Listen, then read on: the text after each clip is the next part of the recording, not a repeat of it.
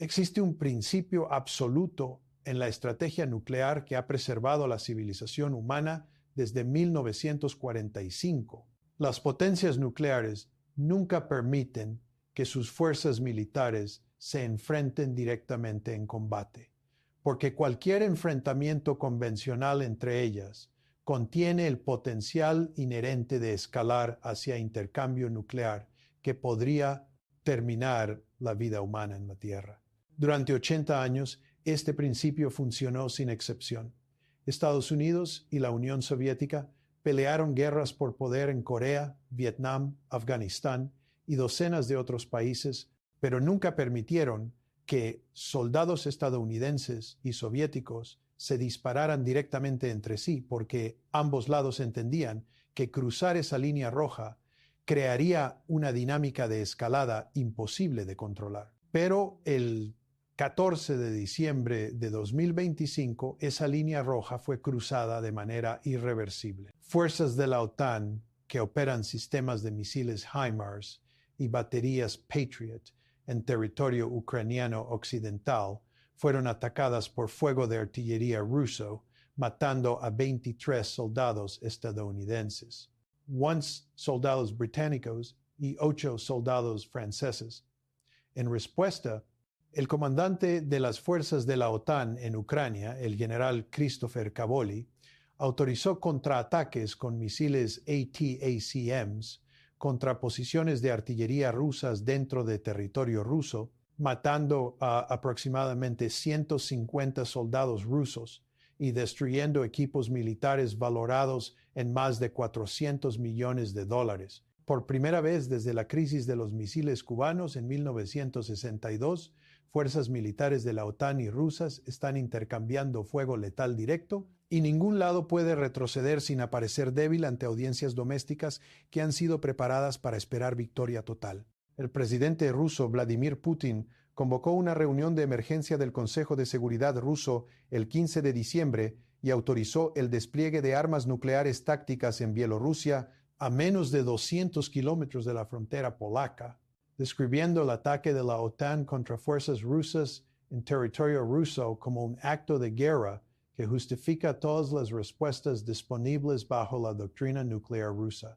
El secretario general de la OTAN, Jens Stoltenberg, convocó una reunión de emergencia del Consejo del Atlántico Norte el mismo día, declarando que cualquier uso de armas nucleares por Rusia, incluso armas tácticas de bajo rendimiento, resultaría en una respuesta de la OTAN de magnitud sin precedentes que podría incluir ataques convencionales contra instalaciones militares rusas y potencialmente respuesta nuclear proporcional. El presidente estadounidense autorizó el despliegue de bombarderos B-2 Spirit capaces de entregar armas nucleares a bases en el Reino Unido y Alemania, y puso fuerzas nucleares estratégicas estadounidenses en DEFCON 2, el nivel de alerta más alto desde la crisis de los misiles cubanos, significando que las fuerzas nucleares estadounidenses están preparadas para lanzar en cuestión de minutos si reciben órdenes. Soy un ex analista del Fondo Monetario Internacional que pasó años dentro del sistema evaluando cómo las crisis geopolíticas impactan los mercados financieros, la estabilidad económica y el orden global. Lo que los medios corporativos sistemáticamente ocultan es que esta crisis de escalada entre la OTAN y Rusia no ocurrió espontáneamente ni fue causada por agresión rusa irracional.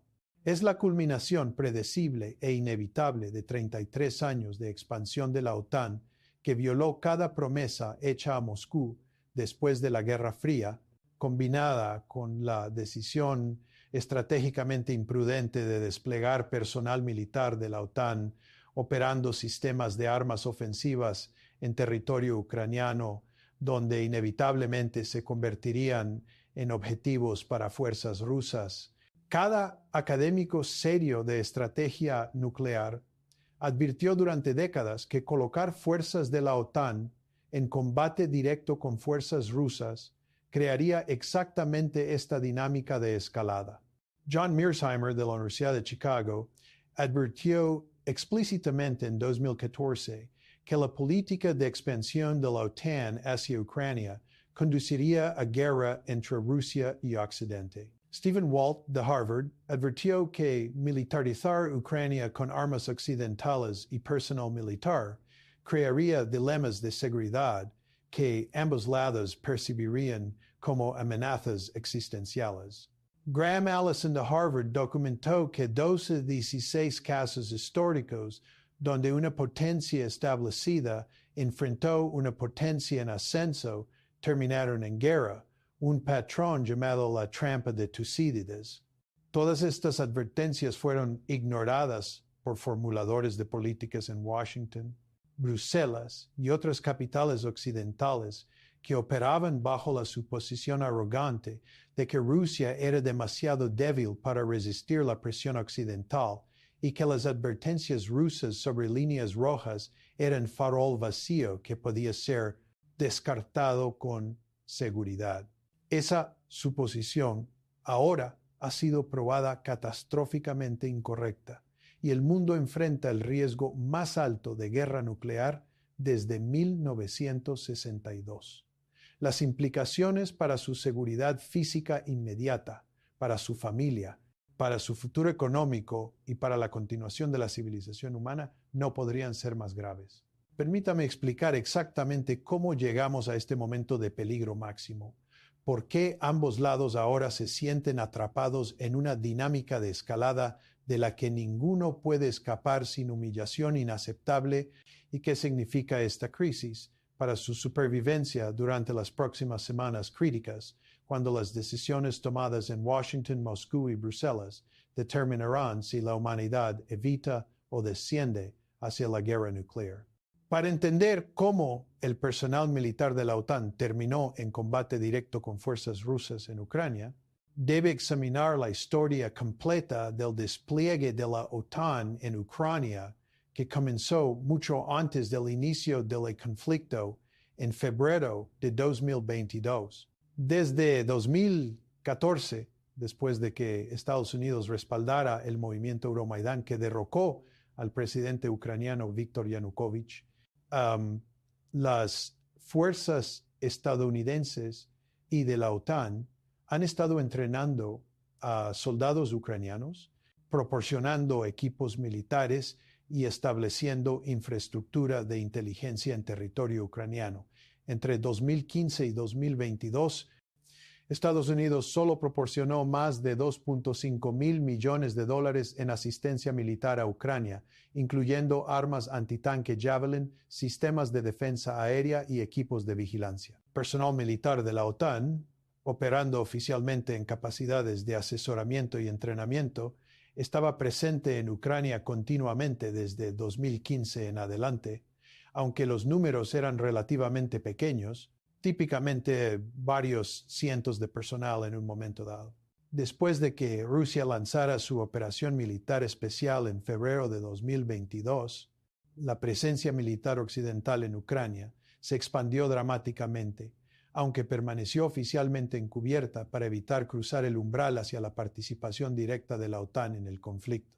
Estados Unidos y aliados de la OTAN proporcionaron más de $200 mil millones de dólares en ayuda militar a Ucrania entre febrero de 2022 y diciembre de 2025, incluyendo tanques Abrams y Leopard, sistemas de defensa aérea Patriot, lanzadores de cohetes múltiples HIMARS y finalmente misiles de largo alcance ATACMS capaces de golpear objetivos hasta 300 kilómetros dentro de Rusia.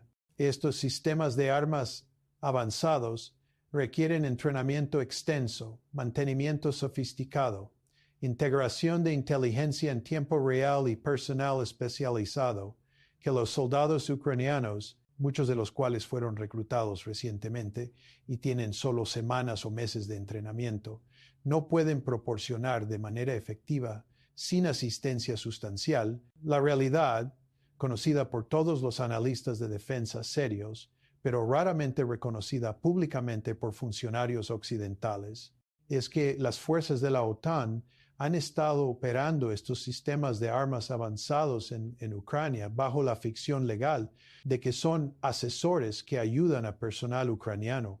En realidad, los sistemas Patriot requieren equipos de aproximadamente 90 soldados altamente entrenados para operar de manera efectiva, incluyendo especialistas en radar, oficiales de control de fuego, técnicos de mantenimiento y analistas de inteligencia. Los sistemas HIMARS requieren personal capacitado para integrar datos de inteligencia de satélites, drones y otras fuentes de sensores para identificar objetivos y calcular trayectorias de fuego. Los misiles ADC-CMS requieren programación precisa de objetivos usando coordenadas GPS proporcionadas por inteligencia estadounidense. La idea de que estas operaciones complejas están siendo realizadas enteramente por personal ucraniano sin participación directa de personal de la OTAN en roles operativos es ficción conveniente mantenida para evitar el reconocimiento de que la OTAN ya está directamente involucrada en combate contra Rusia. Esta ficción se volvió insostenible el 14 de diciembre cuando fuerzas rusas, utilizando drones de reconocimiento y otras capacidades de inteligencia, identificaron posiciones donde personal de la OTAN estaba operando sistemas HIMARS y baterías Patriot en la región del Lviv, en Ucrania Occidental, aproximadamente 80 kilómetros de la frontera polaca. Inteligencia rusa determinó correctamente que estas posiciones de armas estaban siendo usadas para lanzar ataques con misiles ATACMS contra objetivos dentro de Rusia, incluyendo un ataque particularmente dañino el 12 de diciembre que golpeó un aeródromo militar en la región de Rostov, destruyendo 14 aviones de combate Su-34 y matando a 47 personal de la Fuerza Aérea Rusa. Desde la perspectiva rusa, estos ataques constituían actos de guerra directos de la OTAN contra Rusia, ejecutados por personal militar de la OTAN operando en territorio ucraniano, y por lo tanto requerían respuesta contra aquellos que realmente ejecutaron los ataques, no solo contra sus representantes ucranianos. El 14 de diciembre, fuerzas de artillería rusas lanzaron ataques coordinados usando sistemas de cohetes múltiples Tornado S y artillería de 152 milímetros contra las posiciones identificadas de armas de la OTAN cerca del Lviv.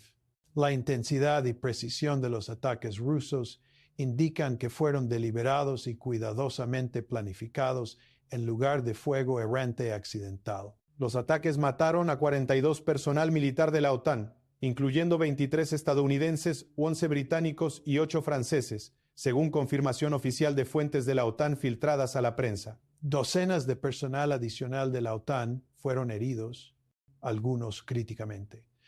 Los ataques también destruyeron 2 lanzadores HIMARS valorados en aproximadamente $5 millones cada uno y dañaron equipos radar Patriot valorados en más de $100 millones.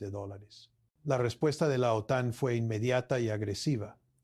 El general Christopher Cavoli, comandante supremo aliado de la OTAN en Europa, quien había estado en contacto cercano con comandantes en Ucrania, autorizó ataques de represalia usando misiles ATACMS contra las posiciones de artillería rusas que habían lanzado los ataques originales.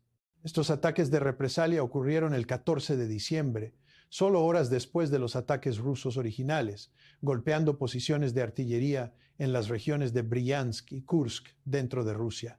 Las estimaciones rusas, citadas por el Ministerio de Defensa ruso, afirman que los ataques de la OTAN mataron a aproximadamente 150 soldados rusos y destruyeron equipos militares sustanciales, incluyendo sistemas de artillería autopropulsada, vehículos de apoyo logístico y depósitos de municiones. Estos intercambios marcaron el primer combate directo confirmado entre fuerzas militares de la OTAN y rusas desde la formación de la OTAN en 1949. Durante toda la Guerra Fría, a pesar de décadas de intensa hostilidad y múltiples guerras por poder, fuerzas estadounidenses y soviéticas nunca intercambiaron fuego letal directo porque ambos lados entendían que hacerlo crearía riesgos intolerables de escalada hacia guerra nuclear. Los pilotos estadounidenses y soviéticos volaron misiones de combate en Corea, pero nunca contra las propias aeronaves del otro, sino contra representantes locales. Las fuerzas soviéticas en Vietnam proporcionaron entrenamiento y equipos, pero evitaron cuidadosamente el combate directo con fuerzas estadounidenses. Las fuerzas estadounidenses en Afganistán durante los años 1980 proporcionaron armas a Mujahideen, pero evitaron combate directo con fuerzas soviéticas. Este tabú contra el combate directo era entendido por todos los lados como absolutamente esencial para prevenir la escalada hacia guerra nuclear. Ese tabú ahora ha sido roto y las consecuencias son profundamente desestabilizadoras. Una vez que las fuerzas de la OTAN y rusas están intercambiando fuego letal, las dinámicas psicológicas y políticas cambian fundamentalmente. Los soldados muertos crean presiones domésticas para venganza. Los líderes políticos enfrentan demandas de audiencias domésticas para responder con fuerza o ser percibidos como débiles. Cada lado siente que debe escalar para evitar aparecer como habiendo sido derrotado o intimidado por el otro lado. Esto crea lo que los teóricos de escalada llaman una escalera de escalada, donde cada respuesta provoca contrarrespuesta y cada ronda de escalada hace que la desescalada sea más difícil porque el costo de retroceder aumenta con cada intercambio. La respuesta de Vladimir Putin al ataque de la OTAN, que mató a 150 soldados rusos, fue predecible y estratégicamente racional desde la perspectiva rusa. Putin convocó el Consejo de Seguridad ruso el 15 de diciembre y autorizó el despliegue de armas nucleares tácticas en Bielorrusia, el aliado más cercano de Rusia, que comparte fronteras con 3 Estados miembros de la OTAN: Polonia, Lituania y Letonia. Las armas nucleares tácticas son ojivas de rendimiento más bajo, típicamente de 1 a 50 kilotones, diseñadas para uso en campos de batalla en lugar de destrucción estratégica de ciudades. 1 kilotón equivale a la energía explosiva de 1,000 toneladas de TNT. Para contexto, la bomba atómica lanzada sobre Hiroshima fue aproximadamente 15 kilotones. Las armas nucleares tácticas que Rusia ha desplegado en Bielorrusia incluyen misiles balísticos de corto alcance, Iskander-M, capaces de entregar ojivas nucleares a objetivos a más de 500 kilómetros de distancia, alcanzando profundamente en Polonia y los estados bálticos, y potencialmente bombas de gravedad nuclear que pueden ser entregadas por aviones de combate. El despliegue de estas armas en Bielorrusia reduce dramáticamente los tiempos de advertencia para objetivos de la OTAN en Europa del Este. Un misil Iskander-M lanzado desde Bielorrusia podría alcanzar Varsovia en menos de 3 minutos, Vilnius en menos de 2 minutos, proporcionando esencialmente 0 tiempo de advertencia para evacuación civil o respuesta de defensa antimisiles. Esto altera fundamentalmente los cálculos estratégicos porque elimina la posibilidad de que la OTAN pueda responder con medidas defensivas a un ataque nuclear antes de que impacte. La declaración de Putin de que el ataque de la OTAN que mató a soldados rusos constituye un acto de guerra que justifica todas las respuestas bajo la doctrina nuclear rusa es particularmente ominosa, porque la doctrina nuclear rusa permite explícitamente el uso de armas nucleares en respuesta a amenazas convencionales que ponen en peligro la supervivencia del Estado ruso. La doctrina declara: Rusia se reserva el derecho de usar armas nucleares en respuesta al uso de armas nucleares y otras armas de destrucción masiva contra ella o sus aliados. Así como en caso de agresión contra Rusia con armas convencionales cuando la propia existencia del Estado está amenazada. La interpretación de qué constituye una amenaza a la propia existencia del Estado es subjetiva y puede ser manipulada por el liderazgo ruso para justificar uso nuclear. Si Rusia argumenta que los ataques continuados de la OTAN contra territorio ruso amenazan la capacidad de Rusia para defenderse y por lo tanto su existencia como Estado, podría afirmar autorización doctrinal para respuesta nuclear. Esto no es amenaza vacía. Rusia posee aproximadamente 900 armas nucleares tácticas desplegadas, más que todos los otros países combinados. Estas armas son almacenadas en instalaciones de almacenamiento, pero pueden ser transportadas rápidamente a plataformas de entrega como misiles Iskander, aviones de combate o sistemas de artillería. La respuesta de la OTAN al despliegue nuclear ruso fue igualmente agresiva. El secretario general Stoltenberg declaró que cualquier uso de armas nucleares por Rusia, independientemente del tamaño o ubicación, cruzaría una línea fundamental que requeriría respuesta de la OTAN de magnitud sin precedentes. Esto fue ampliado por funcionarios estadounidenses que declararon que la respuesta de la OTAN podría incluir ataques convencionales masivos contra fuerzas militares rusas, incluidas fuerzas dentro de Rusia, potencialmente usando ataques de precisión de largo alcance para degradar la capacidad militar rusa. Más ominosamente, funcionarios estadounidenses indicaron que respuesta nuclear proporcional está en la mesa si Rusia usa armas nucleares contra fuerzas de la OTAN o aliados. El presidente estadounidense autorizó el despliegue de bombarderos B-2 Spirit a bases en el Reino Unido y Alemania. El bombardero B-2 es un bombardero furtivo de largo alcance, capaz de penetrar defensas aéreas rusas y entregar tanto armas convencionales de precisión como armas nucleares. Cada bombardero B-2 puede llevar hasta 16 bombas penetradoras masivas o múltiples armas nucleares.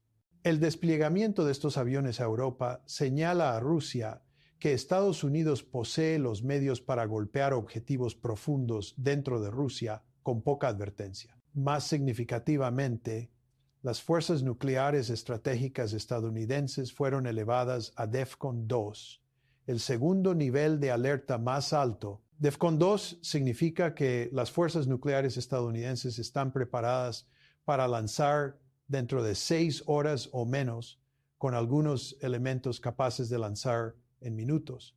Bombarderos de alerta cargados con armas nucleares están en las pistas listos para despegar.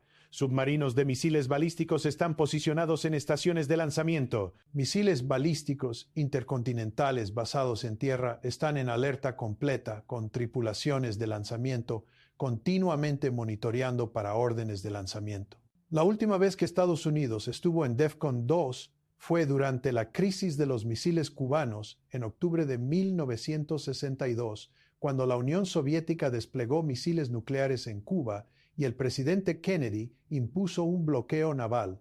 Esa crisis casi resultó en guerra nuclear cuando comandantes soviéticos en un submarino cerca de Cuba casi lanzaron un torpedo nuclear contra buques de guerra estadounidenses. La guerra fue evitada solo porque un oficial soviético, Vasily Arkhipov, vetó el lanzamiento a pesar de que los otros 2 oficiales en la cadena de comando habían autorizado.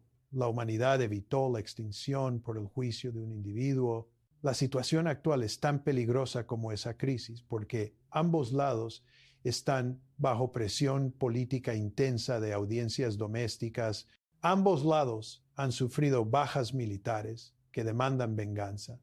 Y ambos lados han hecho declaraciones públicas comprometiéndose a responder con fuerza que hacen difícil retroceder sin humillación. Ahora quiero mencionar aquí a John Mearsheimer de la Universidad de Chicago, porque su trabajo sobre la escalada de conflictos entre grandes potencias predijo precisamente esta situación. Mearsheimer argumentó en múltiples libros y artículos que cuando las grandes potencias perciben amenazas existenciales a sus intereses de seguridad central, responderán agresivamente independientemente de los costos, porque la supervivencia nacional es el imperativo supremo. Desde la perspectiva rusa, la expansión de la OTAN a Ucrania y ahora el despliegue de fuerzas de combate de la OTAN operando en territorio ucraniano representa precisamente tal amenaza existencial, Ucrania comparte una frontera de más de 2,000 kilómetros con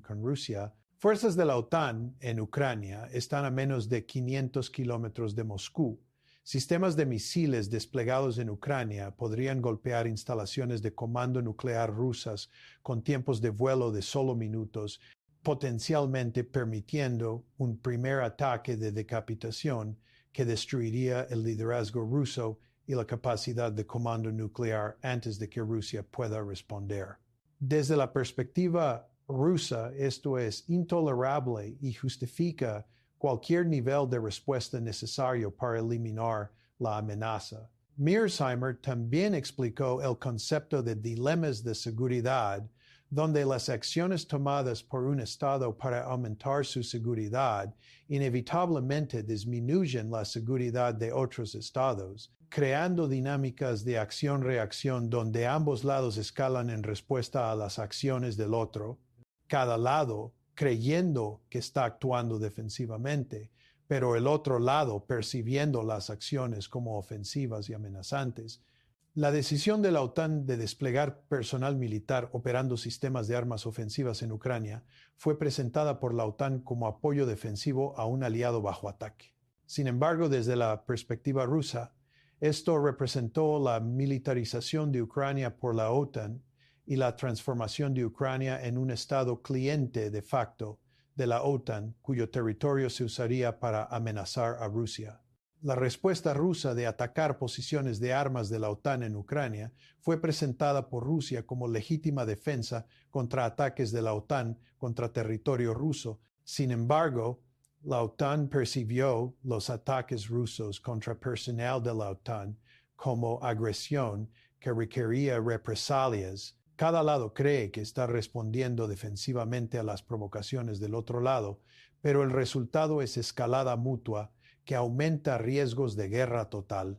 Stephen Walt de Harvard ha escrito extensamente sobre cómo las alianzas crean compromisos de escalada donde los Estados miembros son arrastrados a conflictos que no son directamente en sus intereses nacionales, porque los compromisos de alianza requieren apoyo mutuo.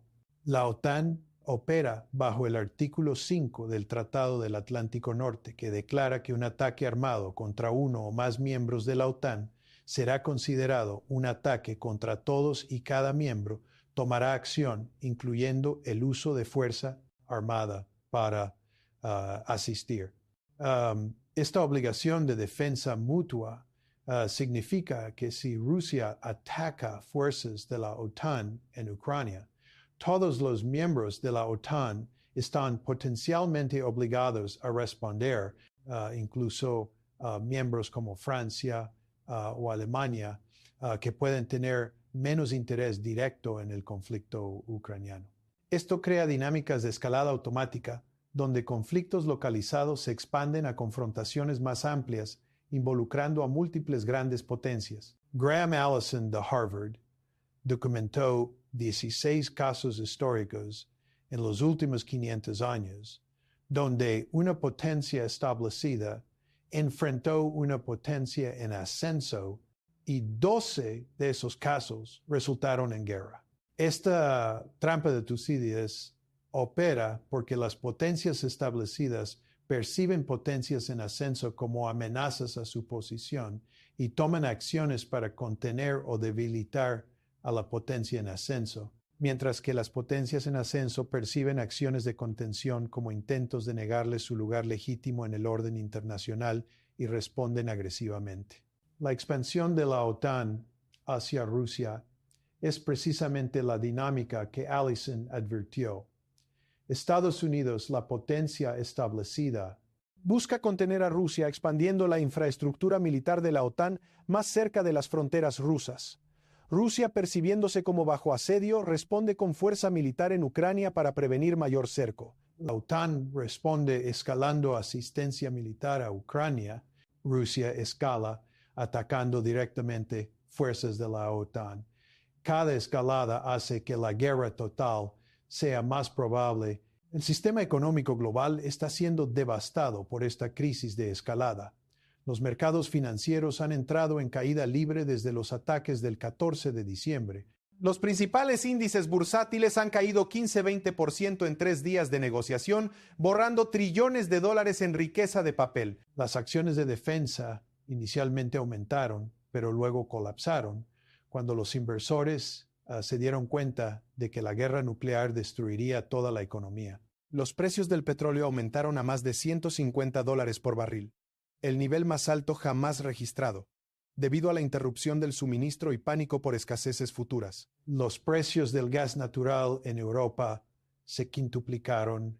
Los precios del oro aumentaron a más de $3,000 por onza cuando los inversores se precipitaron hacia activos refugio. Los rendimientos de los bonos gubernamentales se dispararon cuando los inversores vendieron bonos en pánico, elevando dramáticamente los costos de endeudamiento para gobiernos y corporaciones. Los flujos de capital transfronterizos se han congelado esencialmente cuando los inversores retiraron fondos de todos los activos de riesgo y buscaron seguridad en efectivo, oro físico y búnkeres.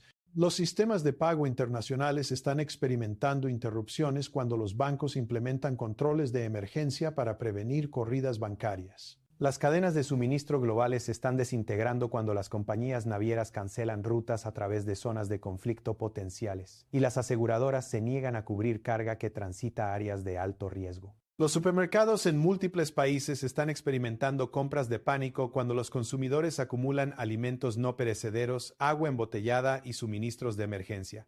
Los gobiernos están implementando controles de precios y racionamiento de emergencia para combustible y alimentos esenciales para prevenir el completo colapso económico. Para individuos, las implicaciones son aterradoramente inmediatas. Si esta crisis escala hacia intercambio nuclear incluso limitado, involucrando solo armas tácticas usadas en el campo de batalla en Europa del Este, las consecuencias serían catastróficas.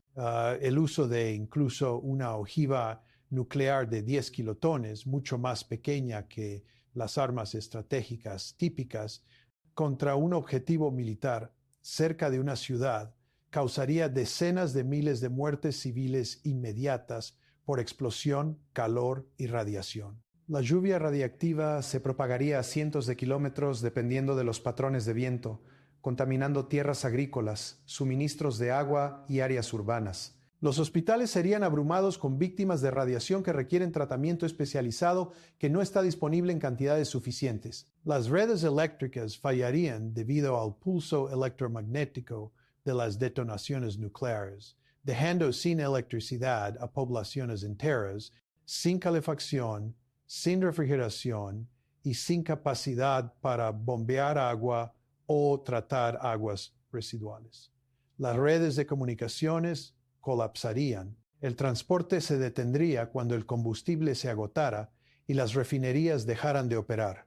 Pero incluso si el intercambio nuclear inicial se limitara a solo armas tácticas usadas en teatros militares limitados, los riesgos de escalada hacia intercambio nuclear estratégico total involucrando miles de ojivas serían intolerablemente altos. Una vez que se cruza el umbral nuclear, las dinámicas psicológicas y de toma de decisiones cambian. Los líderes que han perdido ciudades a ataques nucleares enfrentan presión doméstica abrumadora para venganza. Los sistemas de alerta temprana que detectan lanzamientos nucleares no pueden distinguir entre armas tácticas de bajo rendimiento y armas estratégicas de alto rendimiento, creando riesgos de lanzamiento de represalia masivo basado en evaluaciones equivocadas. Los sistemas de comando y control pueden degradarse por ataques, creando situaciones donde comandantes subordinados toman decisiones de lanzamiento sin autorización centralizada. Cualquiera de estos factores podría llevar a escalada rápida desde intercambio limitado hacia guerra nuclear total. Un intercambio nuclear estratégico total entre la OTAN y Rusia involucraría aproximadamente 5,000 a 6,000 ojivas nucleares detonadas en el transcurso de horas. Estados Unidos y Rusia poseen cada uno aproximadamente 500 a 1 700 ojivas estratégicas desplegadas en misiles balísticos intercontinentales, misiles lanzados desde submarinos y bombarderos. Los objetivos incluirían ciudades, bases militares, instalaciones de comando, instalaciones industriales e infraestructura crítica. Se estima que 100 a 200 millones de personas en Estados Unidos, Rusia y Europa morirían en las primeras horas por efectos directos de las detonaciones, explosión, calor, radiación inicial. Cientos de millones más morirían en las semanas siguientes por lluvia radiactiva, colapso de infraestructura médica, interrupciones de suministro de alimentos y colapso del orden civil, pero las consecuencias globales serían aún más devastadoras. Los estudios científicos realizados por climatólogos, incluyendo trabajos de Alan Robock de la Universidad de Rutgers y Owen Toon de la Universidad de Colorado, han demostrado que un intercambio nuclear importante entre Estados Unidos y Rusia lanzaría aproximadamente 150 millones de toneladas de hollín a la estratosfera. Este hollín bloquearía la luz solar, reduciendo las temperaturas globales en 8 a 10 grados Celsius durante años, creando invierno nuclear. Las temperaturas caerían por debajo del punto de congelación durante todo el año, incluso en verano en latitudes medias. La agricultura colapsaría globalmente. Las estaciones de crecimiento se acortarían a semanas o desaparecerían completamente. Los cultivos fallarían universalmente. El ganado moriría por falta de forraje. La pesca colapsaría cuando los océanos se enfriaran y acidificaran. Las estimaciones conservadoras sugieren que aproximadamente 2.000 millones de personas morirían de inanición en el primer año después de un intercambio nuclear importante, principalmente en el sur global, que depende de importaciones de alimentos y tiene reservas mínimas. La India, China, el sudeste asiático, África, América Latina experimentarían hambrunas masivas. Incluso países que no fueron objetivo de armas nucleares sufrirían efectos del invierno nuclear. Su país, su ciudad, su familia enfrentarían inanición independientemente de si alguna arma nuclear detonó cerca de usted. El colapso de la agricultura significa colapso de la civilización. Los gobiernos fallarían, el orden civil se desintegraría. La violencia se generalizaría cuando grupos compitieran por recursos escasos. La enfermedad se propagaría sin control, sin sistemas médicos funcionales.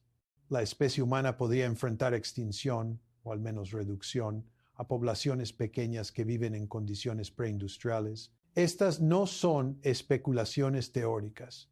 Son conclusiones basadas en modelado científico riguroso, realizado por múltiples equipos de investigadores independientes usando simulaciones climáticas computacionales avanzadas. Los estudios han sido publicados en revistas científicas revisadas por pares y han sido validados por múltiples análisis independientes.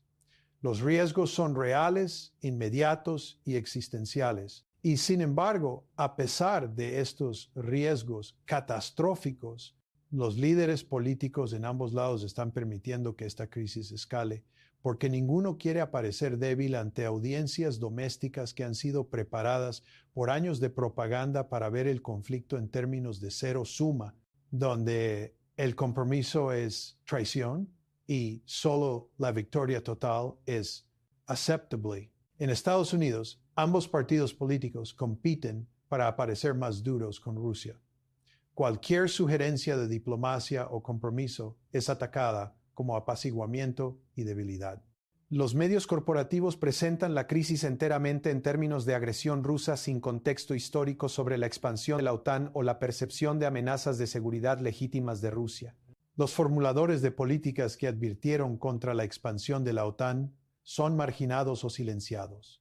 El ambiente político recompensa la escalada y castiga la moderación. En Rusia, Putin ha consolidado poder al asociar su liderazgo con resistencia contra la agresión occidental y restauración del estatus de gran potencia de Rusia. Cualquier percepción de ceder ante la presión de la OTAN dañaría su posición doméstica y potencialmente lo haría vulnerable a desafíos de líneas duras que argumentarían que respuestas aún más agresivas son necesarias. Tanto Putin como los líderes occidentales están atrapados por sus propias narrativas domésticas que limitan su capacidad para desescalar sin humillación. La única esperanza para evitar la catástrofe es que los líderes de ambos lados reconozcan que ningún objetivo político, ningún interés geopolítico, ninguna preocupación sobre reputación o credibilidad justifica arriesgar la extinción de la civilización humana. Esto requiere suspensión inmediata de todas las operaciones militares ofensivas de ambos lados. La OTAN debe detener todos los ataques contra objetivos dentro de Rusia. Rusia debe detener ataques contra posiciones de la OTAN en Ucrania. Ambos lados deben acordar zonas de amortiguamiento donde las fuerzas militares no operan para reducir riesgos de contacto inadvertido. Se deben establecer canales de comunicación directos entre comandantes militares de la OTAN y rusos para aclarar intenciones y prevenir malentendidos. Se deben iniciar negociaciones de emergencia para desescalada, idealmente involucrando a potencias neutrales como China, India o Brasil, como mediadores que pueden proporcionar garantías a ambos lados. Las negociaciones deben abordar las preocupaciones de seguridad subyacentes de ambos lados. Para Rusia, esto significa garantías creíbles de que la OTAN no expandirá a Ucrania, que las fuerzas de la OTAN no estarán permanentemente desplegadas en Ucrania, que los sistemas de misiles amenazando el territorio ruso serán removidos y que Ucrania mantendrá estatus neutral que respete tanto relaciones occidentales como rusas. Para la OTAN, esto significa garantías de que Rusia respetará la soberanía e independencia de Ucrania, que Ucrania tendrá derecho a elegir sus propias políticas económicas y sociales sin coerción rusa, que las poblaciones de habla rusa en Ucrania recibirán protecciones de derechos sin separatismo apoyado por Rusia. Estos compromisos requieren que ambos lados abandonen objetivos maximalistas y acepten resultados que ninguno ve como óptimos, pero ambos pueden tolerar. La comunidad académica ha propuesto múltiples marcos para tales arreglos. La finlandización de Ucrania, donde Ucrania sería neutral pero mantendría independencia y democracia similar a como Finlandia operó durante la Guerra Fría, es una posibilidad. Garantías de seguridad multilaterales, donde tanto Occidente como Rusia garantizan la independencia ucraniana, podrían proporcionar seguridad sin alineación de alianza formal. Zonas desmilitarizadas a lo largo de fronteras sensibles podrían reducir amenazas mutuas. Acuerdos sobre limitaciones de armas, particularmente sistemas de misiles de mediano y largo alcance, podrían abordar vulnerabilidades estratégicas. Estos marcos han sido discutidos extensamente por académicos y diplomáticos, pero implementarlos requiere voluntad política que actualmente falta. El papel de la presión pública es crucial. Los ciudadanos de países de la OTAN y de Rusia deben exigir de sus líderes políticos que prioricen evitar la guerra nuclear sobre scoring, puntos políticos domésticos o perseguir intereses geopolíticos. Deben reconocer cuando la cobertura mediática está presentando narrativas propagandísticas que simplifican excesivamente dinámicas complejas y demonizan al otro lado mientras ignoran las contribuciones de su propio lado a la escalada. Deben apoyar a líderes y formuladores de políticas que abogan por diplomacia y compromiso, incluso cuando son atacados como débiles o ingenuos. Deben participar en activismo pacífico, contactar representantes electos, protestar contra políticas militaristas y apoyar organizaciones que trabajan por resolución pacífica de conflictos. Para individuos preocupados por la seguridad física inmediata, los pasos prácticos son limitados pero no inexistentes. Si vive cerca de objetivos militares probables como bases, instalaciones de comando o concentraciones de tropas, considere evacuar temporalmente a familiares a ubicaciones más remotas. Mantenga suministros de emergencia, incluyendo alimentos no perecederos, agua, suministros médicos, radio a batería y linternas. Desarrolle planes de comunicación familiar para situaciones donde las redes telefónicas e Internet fallan. Identifique refugios potenciales, preferiblemente espacios de sótano o bajo tierra, que ofrecen protección contra radiación. Sin embargo, reconozca que en caso de intercambio nuclear estratégico total, la preparación individual proporciona solo protección marginal, porque el colapso de la civilización hace que la supervivencia a largo plazo sea extremadamente difícil independientemente de la preparación. La esperanza radica en reconocer que este escenario catastrófico final sigue siendo prevenible. Estamos en crisis, pero no aún en guerra nuclear.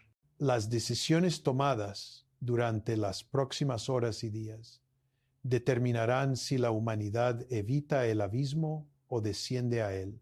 La historia de la crisis de los misiles cubanos muestra que incluso cuando las superpotencias nucleares están al borde de la guerra, el liderazgo prudente, la diplomacia de canal trasero, la voluntad de comprometerse y la capacidad de ambos lados para proporcionar al otro lado salidas que permiten la desescalada sin humillación total pueden prevenir la catástrofe. El presidente Kennedy y el premier Khrushchev, a pesar de inmensa presión doméstica para parecer fuertes, finalmente priorizaron evitar la guerra nuclear sobre el orgullo nacional, retirando misiles soviéticos de Cuba a cambio de garantías estadounidenses de no invadir Cuba y remoción silenciosa de misiles estadounidenses de Turquía. Se requiere un liderazgo similar ahora. Los líderes de la OTAN deben reconocer que desplegar personal militar operando sistemas de armas ofensivas en Ucrania inevitablemente crearía los riesgos de escalada que ahora enfrentamos y deben estar dispuestos a retirar esas fuerzas como parte de un acuerdo de desescalada más amplio. Putin debe reconocer que los ataques contra personal de la OTAN han cruzado un umbral que hace que la escalada adicional sea extremadamente peligrosa y debe estar dispuesto a abstenerse de ataques adicionales, incluso si la OTAN mantiene presencia limitada en Ucrania occidental. Ambos lados deben aceptar que el status quo antebellum, donde Ucrania era un campo de batalla por poder, pero las fuerzas de la OTAN y rusas no estaban en combate directo, era preferible al status quo actual, donde el combate directo crea riesgos intolerables de guerra nuclear. Más fundamentalmente, esta crisis debería forzar una reevaluación completa de la estrategia de la OTAN hacia Rusia. La expansión de la OTAN, que comenzó en los años 1990, se basó en suposiciones de que Rusia era permanentemente débil y que las objeciones rusas podían ser ignoradas con seguridad. Esas suposiciones han sido probadas falsas. Rusia conserva capacidades sustanciales para resistir la presión occidental, particularmente en áreas que considera intereses de seguridad vitales como Ucrania. Continuar políticas basadas en suposiciones falsas produce resultados catastróficos. Una relación estable Estados Unidos-Rusia requiere que Estados Unidos acepte que Rusia tiene intereses de seguridad legítimos en su propia periferia que deben ser respetados, así como Estados Unidos espera que sus propios intereses hemisféricos sean respetados bajo la doctrina Monroe. Esto no significa dar a Rusia veto sobre todas las políticas de sus vecinos, pero significa reconocer que desplegar infraestructura militar de la OTAN directamente en las fronteras rusas cruza líneas rojas que Rusia defenderá con fuerza. El mundo está literalmente en el precipicio. Las fuerzas de la OTAN y rusas están en combate directo por primera vez en 80 años. Las fuerzas nucleares están en alerta alta en ambos lados. Los líderes políticos están bajo inmensa presión para escalar los riesgos de guerra nuclear que destruiría la civilización. Nunca han sido más altos desde 1962. Solo la moderación excepcional, el liderazgo visionario y la voluntad de priorizar la supervivencia humana sobre el orgullo nacional pueden prevenir la catástrofe. El tiempo se está acabando. Cada hora que pasa sin desescalada aumenta los riesgos de incidentes adicionales, malentendidos o decisiones imprudentes que empujan el mundo más cerca del intercambio nuclear. Sus vidas, las vidas de su familia, el futuro de la humanidad dependen de las decisiones tomadas ahora por líderes en Washington, Moscú, Bruselas y otras capitales. Presión pública informada para diplomacia, compromiso y desescalada nunca ha sido más crítica. Exija de sus líderes que elijan la supervivencia sobre la victoria, la vida sobre el orgullo, el futuro sobre el pasado. La civilización humana está en juego.